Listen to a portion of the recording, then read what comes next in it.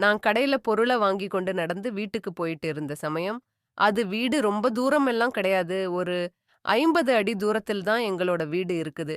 அந்த கேப்ல தான் நடந்து போயிட்டு இருந்தேன். அது எங்க வீடு இருக்கக்கூடிய ஒரு தெரு நெறைய வீடுகள் எங்க தெருவுல இருக்குது. நான் நடந்து போயிட்டு இருந்த சமயம், திடீர்னு ஒரு கார் வந்து என் பக்கத்துல நின்றது. நான் அத பெருசா எடுத்துக்கல. யாரோ கார கொண்டு வந்து நிப்பாட்டுறாங்க என்று நினைத்து, நான் ஓரமா ஒதுங்கி நின்று கொண்டிருந்தேன். திடீர்னு காரிலிருந்து இறங்கி 2 வாலிபர்கள் முகத்துல மாஸ்க் போட்டு இருக்காங்க. அவங்க கொஞ்சம் பதட்டமாகவும், வேகமாகவும் இறங்குனாங்க. இறங்கி வந்து என் முன்னாடி தான் இருந்தாங்க. எனக்கு அந்த நேரத்துல ஒண்ணுமே புரியல. நான் என்னோட ஒரு கையில கடையில இருந்து வாங்கிய பொருட்கள வச்சிருக்கேன். என் முன்னாடி நின்ன அந்த மாஸ்க் போட்டவன் சடனா என்னோட 2 கையும் புடிச்சுட்டான். நான் அந்த இடத்திலேயே கையில வச்சிருந்த பொருள கீழ போட்டுட்டேன். திடீர்னு அவங்க என்னை இழுத்து காருக்குள்ள போட்டாங்க எனக்கு. அதுக்கப்புறம் தான் சுயநினைவே வந்தது. என்னடா இங்க நடந்துகிட்டு இருக்கு? காரை கொண்டு வந்து ஓரமா நிப்பாட்டுனாங்க. அது ரோடு, அங்கே யார் வேண்டுமானாலும் காரை நிப்பாட்டலாம்.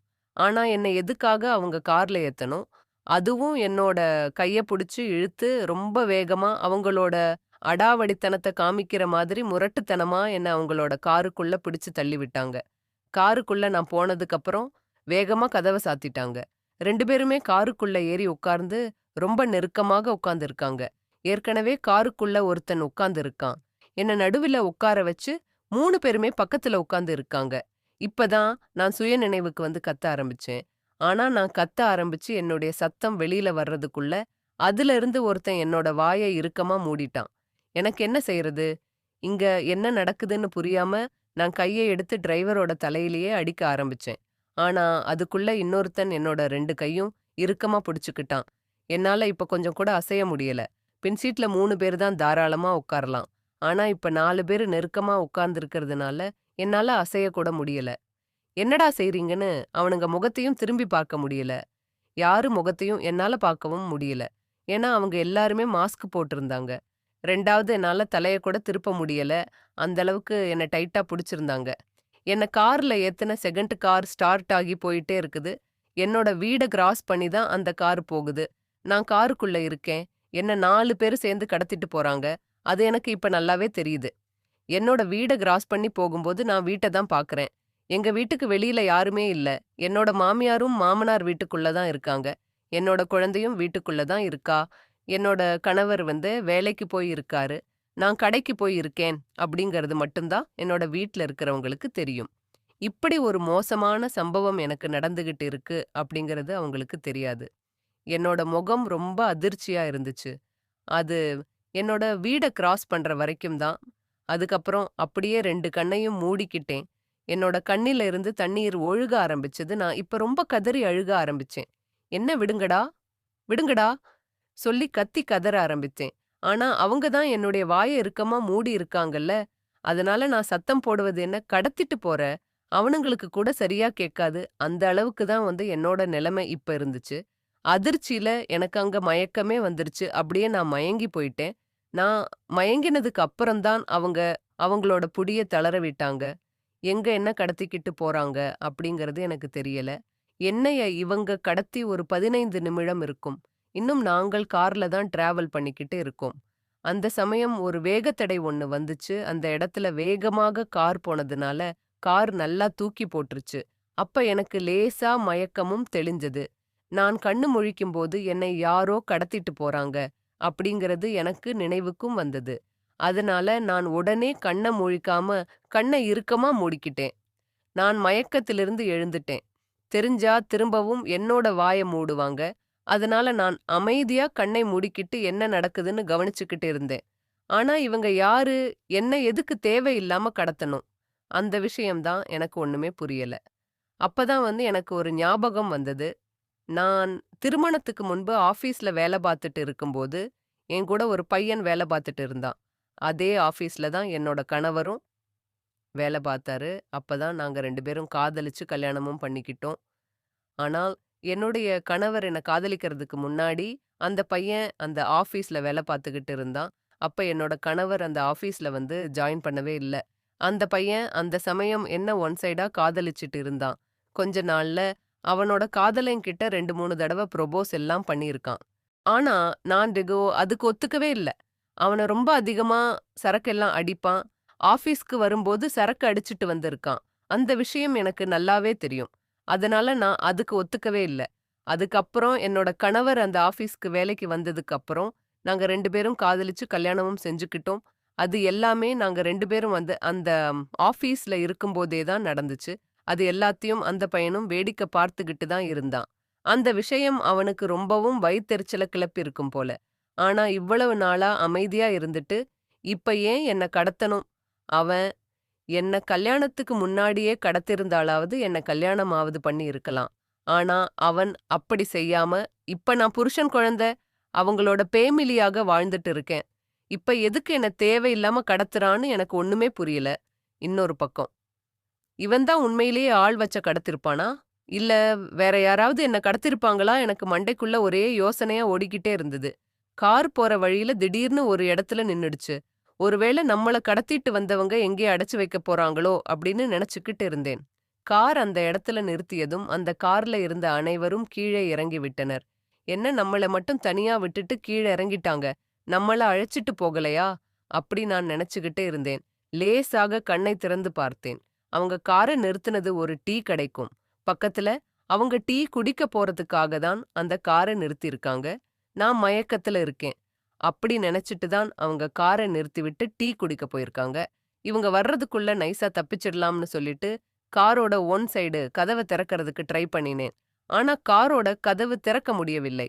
அவர்கள் கீழே இறங்கும்போது ரிமோட் கண்ட்ரோல் மூலமாக காரோட டோர் எல்லாத்தையும் லாக் பண்ணிட்டாங்க. என்னதான் கடத்தல்காரங்க கார்ல இல்லனாலும், இப்ப என்னால இந்த கார்ல இருந்து தப்பிக்க முடியாது. இந்த நேரத்துல திடீர்னு ஒரு போலீஸ் கார் ஒண்ணு இருந்த கார அ கிராஸ் பண்ணி போனது. அத பார்த்த உடனே எனக்கு புது தெம்பு வந்த மாதிரி இருந்துச்சு. உடனே காரில இருந்து கத்துறதுக்கு முயற்சி பண்ணினேன். ஆனா நான் கத்துறது வெளியில பக்கத்துல இருக்கவங்களுக்கு கூட காதுல விழுக்காது போல. இவங்க கடத்தம்போது நான் தப்பிக்க முயற்சி பண்ணினதுனால, என்னோட உடம்புல இப்ப சுத்தமா தெம்பு இல்ல. என்னால அந்த அளவுக்கு சத்தமா கத்த முடியல. மேலும் காரோட கண்ணாடி எல்லாமே க்ளோஸ் பண்ணி இருந்ததுனால, நான் கத்துறது வெளியில சரியா கேட்கவே இல்ல. நானும் கையை காலையெல்லாம் ஆட்டி செய்கை காமித்து பார்த்தேன். ஆனால் போலீஸ்காரர்களும் அவர்களுடைய வண்டியும் நான் இருந்த காரை கிராஸ் செய்து போய்விட்டார்கள். இருந்தாலும் அந்த ரோட்டில் மக்கள் கூட்டம் அதிகமாக இருந்தது. அதிக பேர் வாகனத்திலும் நடந்தும் போய்க் கொண்டுதான் இருந்தார்கள். போலீஸ்காரர்கள் போனா என்ன? வேற யாரையாவது உதவிக்கு அழைக்கலாமே அப்படின்னு நினைத்து மீண்டும் சத்தம் போட்டு பார்த்தேன். கார் ஜன்னல் கண்ணாடியை தட்டி தட்டி பார்த்தேன். ஆனால் அது யாருக்குமே கேட்கவே இல்லை. என்னை இப்படி கடத்திக்கொண்டு இவ்வளவு தைரியமாக மக்கள் நடமாடும் இடத்தில் காரை நிப்பாட்டிவிட்டு அவர்கள் ஜாலியாக டீ குடித்துக் கொண்டிருக்கின்றனர். இதை நினைத்தால் எனக்கே ஒருபுறம் வித்தியாசமாக இருந்தது. இவர்கள் உண்மையிலேயே கடத்தல்காரர்களா? எதற்காக என்னை கடத்தினார்கள்? யார்? இவர்கள் யார்? இவர்களை என்னை கடத்த சொன்னார்கள் என்பது எனக்கு சுத்தமாக புரியவே இல்லை. எனக்கு எந்த ஒரு எதிரியும் கிடையவே கிடையாது. மாறாக நான் மிகப்பெரிய பணக்காரியும் கிடையாது. ஒரு மிடில் கிளாஸ் குடும்பத்தை சேர்ந்த பெண்தான் நான். அப்பொழுது திடீர்னு யாரோ ஒருவன் காரின் பக்கத்தில் வருவது போன்றிருந்தது. எனக்கு அது யார் என்று தெரியவில்லை. அதனால் நான் கண்ணை திரும்பவும் மூடிக்கொண்டு மயக்கத்தில் இருப்பது போன்ற நடித்தேன். ஆனால் அவனது முகத்தில் மாஸ்கில்லை. ஒருவேளை நாம சத்தம் போட்டது வெளியில் கேட்டுதான் என்னை காப்பாற்ற வந்திருப்பானோ அப்படிங்கிற எண்ணமும் எனக்குள் இருந்தது. ஆனா அவன் நீண்ட நேரம் வந்து என்னோட முகத்தை பார்த்துக் கொண்டே இருந்தான். அதனால் அவன் மீது எனக்கு கொஞ்சம் சந்தேகம் வந்தது. ஒருவேளை இவனும் கடத்தல்காரனாகத்தான் இருப்பானோ? என்னை காப்பாற்ற வந்திருந்தால் என்னை எழுப்பியிருப்பான். இல்ல என்ன ஆச்சு உங்களுக்கு என்று கேள்வி கேட்டிருப்பான். எதுவுமே கேட்காமல் அவன் நீண்ட நேரம் பார்த்துக் கொண்டு இருந்ததால் அவன் மீது எனக்கு சந்தேகம் வந்தது. அதனால் நான் மிகவும் அமைதியாக இருந்தேன். கொஞ்ச நேரத்தில் அவன் அங்கே ஏதோ தேடிக் கொண்டிருந்தான். அப்போது நான் லேசாக கண்ணை முழித்து அவன் முகத்தை பார்த்தேன். எனக்கு ஏற்கனவே பார்த்த முகம்தான். அது எங்கேயோ பார்த்திருக்கிறேன். இவனை எங்கே பார்த்திருக்கிறேன்? அது மட்டும் எனக்கு ஞாபகத்துக்கு வரவே இல்லை. ரொம்ப நேரம் யோசித்துப் பார்த்தேன். திரும்பத் திரும்ப லேசாக கண்ணி முடித்து அவனது முகத்தை பார்த்தேன். ஆனால் எவ்வளவு யோசித்தோம்? அவன் முகம் எங்கே பார்த்தேன்? யார் இவன் என்று தெரியவில்லை. சிறிது நேரத்தில் அவன் காரின் கதவை சாத்திவிட்டு அங்கிருந்து டீக்கடைக்கு நடந்தான். டீக்கடை பக்கத்தில்தான் இருந்தது. நான் இப்போது மெதுவாக அவர்கள் என்ன செய்து கொண்டிருக்கிறார்கள் என்று கண்ணாடி வழியாக பார்த்தேன். அவர்கள் டீக்கடையில் நின்று சிரித்துக்கொண்டும் பேசிக்கொண்டும் இருந்தார்கள். அவன் அந்த கார் கதவை சாத்திவிட்டு போன அந்த கார் கதவை மெதுவாகத் திறந்து பார்த்தேன். அந்த கார் கதவும் இப்போது திறந்தது. அதைப் பார்த்ததும் என்னோட மனசுக்கு நிம்மதியாக இருந்தது. மகிழ்ச்சியாகவும் இருந்தது. அப்பாடா, எப்படியாவது இந்த இடத்திலிருந்து தப்பித்து விடலாம்.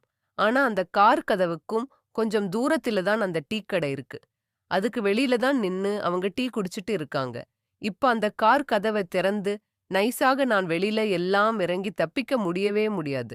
நான் கார் கதவை திறந்த உடனே அவங்க பார்த்துருவாங்க. அப்புறம் எப்படி நம்ம தப்பிச்சு ஓட முடியும்? ஆனா இந்த டீ கடையில வேற சில ஆட்களும் நிக்கிறாங்க. ரோட்டிலும் பல வாகனங்களும் பல பேர் போய்க் கொண்டிருக்காங்க. அப்படி இருக்கும்போது நம்ம இறங்கி சத்தம் போட்டோம்னா, நமக்கு உதவி செய்றதற்கு யாரும் வராமையா போயிடுவாங்க. கண்டிப்பா வருவாங்க. பேசாம கார் கதவ தொறந்து இறங்கி சத்தம் போடலாமா? இல்ல இறங்கி வேகமா ஓடிடலாமா? இப்படியெல்லாம் நான் நெனச்சுக்கிட்டு இருந்தேன். கார் கதவ மெதுவா தொறந்து, கார விட்டு இறங்க போற நேரத்துல, கார் முன் சீட்ல இருந்து 2 கைகள் வந்துச்சு. அது என் கைய புடிச்சு உள்ள இழுத்து போட்டுச்சு. இப்ப திரும்பவும் கார் கதவ நல்லா க்ளோஸ் பண்ணிட்டாங்க. அப்பதான் நான் அத பார்த்தேன். கார விட்டு எல்லாருமே இறங்கி போகல. முன் சீட்ல ஒருத்தன் படுத்து தூங்கிட்டு இருந்தான். அத நான் கவனிக்கவே இல்ல. அவன் தான் நான் என்ன செய்றேன்னு சொல்லி ரொம்ப நேரமா நோட்டம் பார்த்து கொண்டே இருந்திருக்கான். கரெக்ட்டா நான் தப்பிக்க போற நேரத்துல அவன் கதவ சாத்திட்டான். உடனே அவன் என்ன தப்பிக்கலாம் பாத்தியா? பேசாம உட்கார்ந்துரு இல்ல, கழுத்து அறுத்து போட்டு விடுவேன் என்று சொல்லி அவன் கையில வச்சிருந்த கத்திய காமிச்சு என்னை மிரட்டினான். நான் அப்ப பயந்து அழுதுகிட்டு, என்ன விட்டுருங்க, நான் போயிடுறேன். நீங்க யாரு என்ன ஏன் கடத்தி வச்சிருக்கீங்கன்னு கேட்டேன். ஏய், வாய மூடிட்டு உட்காரு, உனக்கெல்லாம் என்னால பதில் சொல்ல முடியாது. இந்த மாதிரி அவன் சொன்னான். நீ மயக்கத்துல இருக்குன்னு சொல்லி, உன்னை அப்படியே விட்டா நீ காரை விட்டு இறங்கி தப்பிக்க பாக்குறியா பொறு. அவனுங்க வரட்டும், உன் கை கால் எல்லாத்தையும் கட்ட சொல்றேன். கூடவே உன் கண்ணையும் சேர்த்து கட்ட சொல்றேன். இந்த மாதிரி அவன் சொன்னான். எனக்கு அப்போது ரொம்ப அழுகைதான் வந்தது, அவ்வளோதான். அது இவங்க கிட்ட இருந்து தப்பிக்கவே முடியாது. என்ன செய்ய போறாங்கன்னு தெரியல. எங்க கூட்டிட்டு போறாங்கன்னு தெரியல. நம்ம திரும்ப வீட்டுக்கு போக முடியுமா? அதுக்கு ஏதாவது வாய்ப்பு இருக்கா? எதுவுமே தெரியல. கொஞ்ச நேரத்துல அங்க டீ கடையில டீ குடிச்சிட்டு இருந்தவங்க திரும்ப வந்து கார்ல ஏறினாங்க. அப்ப முன் சீட்ல இருந்தவன், டேய் அவ முழிச்சிட்டா, அவ கண்ண முதல்ல கட்டுங்க. காருக்குள்ள ஏறினவங்க வேகமா என்னோட கண்ண தான் முதல்ல கட்டினாங்க. நான் வேண்டாம்னு சொல்லி அழுது பார்த்தேன். என்ன கீழ இறக்கி விட்டுடுங்க. நான் ஒண்ணும் பணக்காரி கிடையாது. எதனால என்ன கடத்திட்டு போறீங்க? இந்த மாதிரி எல்லாம் கேட்டு பார்த்தேன். ஆனா அவங்க அதுக்கெல்லாம் எதுவுமே பதில் சொல்லாம சும்மா சிரிச்சுக்கிட்டே இருந்தாங்க. இவனுக்கு என்னடா நம்மள வச்சு காமெடி எதுவும் பண்ண போறாங்களா? எது கேட்டாலும் பதில் சொல்ல மாட்டேங்கிறாங்க. இப்ப சிரிக்க வேற செய்றானுங்களே! எனக்கு ஒண்ணுமே புரியல. திரும்பவும் ஸ்டார்ட் ஆயிடுச்சு. இப்ப எங்க போயிட்டு இருக்குன்னு கூட எனக்கு தெரியாது. ஏன்னா என்னோட கண்ண வேற கட்டிட்டாங்கல்ல. அடுத்து ஒரு 15 நிமிடம் கார் டிராவல் ஆகி போயிருக்கும். அங்கே ஒரு இடத்தில் காரை நிப்பாட்டி என்னை கீழே இறக்கினார்கள். ஆனால் என் கண் கட்டை மட்டும் அவிழ்க்கவே இல்லை. என்னை நடக்க வைத்து கூட்டிக் கொண்டு போனார்கள். அங்கே ஒரு சாரல் என்னை அமர வைத்தார்கள். அங்கே நிறைய பேர் இருப்பது போன்று எனக்கு தோன்றியது. ஒரு சிலர் 3 முறை என்று பேசிக் கொண்டிருப்பதும், ஒரு சிலர் சிரித்துக் கொண்டிருப்பதும் எனக்கு ஒன்றுமே புரியவில்லை. இங்கு என்ன நடக்கிறது? இங்கு நிறைய பேர் இருப்பது மட்டும் எனக்கு நன்றாக தெரிந்தது. எதற்காக என்னை இங்கே கொண்டு வந்திருக்கிறார்கள்? எதற்காக என்னை அமர வைத்திருக்கிறார்கள் என்று கேள்வி மட்டும்தான் எனக்குள் எழுந்து கொண்டே இருந்தது. அப்போது திரும்பவும் ஒருவன் என் கையை பிடித்து என்னை தூக்கி நிறுத்தினான். அது எனக்கு பழக்கப்பட்ட கை போன்ற இருந்தது. ஆனால் அவன் எதுவுமே பேசவில்லை. திரும்பவும் வா என்று என்னை நடக்க வைத்து அழைத்து சென்றான். ஓரிடத்தில் போய் என்னை நிற்கவும் வைத்தான். என்னை அனைவரும் கூடி நின்றார்கள். அது மட்டும் எனக்கு நன்றாக தெரிந்தது. அப்போது என்னை கூட்டிக் கொண்டு வந்தவன் என் கண்கட்டை அவிழ்தான். அப்போது அங்கிருந்த அனைவரும் பயங்கர சத்தத்துடன் பாட்டு பாட ஆரம்பித்தனர். வெடியெல்லாம் வெடித்தது. எனக்கு ஒன்றுமே புரியவில்லை. கண்கட்டை அவிழ்த்தாலும் எனக்கு திடீரென்று கண் சரியாக தெரியவில்லை. கண் நீண்ட நேரமாக மூடியிருந்துவிட்டு திடீரென்று வெளிச்சத்தில் திறக்கும்போது கண் தெரியவில்லை. எனக்கு ஒன்றுமே புரியவில்லை. அந்த இடத்தில் ஒரே கூட்டமாக கோலாகலமாக இருந்தது. எனக்கு முன்பாக ஒரு டேபிள் இருந்தது. அந்த டேபிள் மீது ஒரு கேக்கும் இருந்தது. ஒரு 10 வினாடிக்கு அப்புறம்தான் என்னால் அனைத்தையுமே பார்க்க முடிந்தது. அப்பொழுது திரும்பி பார்த்தேன். எனது பக்கத்தில் எனது கணவர் நின்று கொண்டிருந்தார். உடனே பயத்தில் கத்தி நான் அவரை கட்டி அணைத்து அழுக ஆரம்பித்தேன். என்னால் தாங்க முடியாத மிகவும் பயந்த அழுகையாக அது இருந்தது. என் கணவர் என் தோளில் தட்டிக் கொடுத்து என்னை தேற்றினார். அவரின் அழுகையை தேற்றி நிறுத்தியதற்கு பிறகு நான் திரும்பி பார்த்தேன். அது என் கணவருடைய ஆபீஸ். நாங்கள் முன்பு வேலை பார்த்த ஆபீஸ் தான் அது. எனக்கு இன்றுதான் பிறந்த நாள். அதை நான் சுத்தமாக மறந்துவிட்டேன். எனக்கு சர்ப்ரைஸ் கொடுப்பதற்காகத்தான் இப்படி ஒரு காரியத்தை என்னுடைய கணவர் செய்திருக்கிறார். நான் திரும்பி அனைவருடைய முகத்தையும் பார்த்தேன். எனக்கு இப்போது அது சந்தோஷமாக தெரியவில்லை. மிகுந்த கோவத்தை தான் வரவழைத்தது. அனைவருடைய முகத்தையும் நான் ஒரு தடவை பார்த்துவிட்டு திரும்பி என்னுடைய கணவரின் முகத்தையும் பார்த்தேன். அவரது கன்னத்தில் ஓங்கி ஒரு அறை விட்டேன். உங்களுக்கு கொஞ்சமாவது அறிவு இருக்கா? கொஞ்ச நேரத்துல நான் செத்தே போயிருப்பேன். அது பரவாயில்லையா உங்களுக்கு? இதெல்லாம் ஒரு சர்ப்ரைஸா இந்த மாதிரி கேட்டு நான் அவரை கண்ணா பின்னா என்று திட்டினேன். அவர் என்னை திரும்பவும் சமாதானப்படுத்தினார். என்னை நல்லாக கட்டி அணைத்துக் கொண்டார். இத மன்னிச்சிடு. உனக்கு சர்ப்ரைஸ் குடுக்கறதுக்காக தான் இந்த மாரி நான் ஒரு காரியத்த செஞ்சுட்டேன் அப்படின்னு என்கிட்ட மன்னிப்பு கேட்டுக்கிட்டாரு. சர்ப்ரைஸ் குடுக்கலாம் பரவால்ல. ஆனா அவங்கள பயமுறுத்தி அழுக வச்சு அவங்கள காயப்படுத்தினா அதெல்லாம் சர்ப்ரைஸே கிடையாது.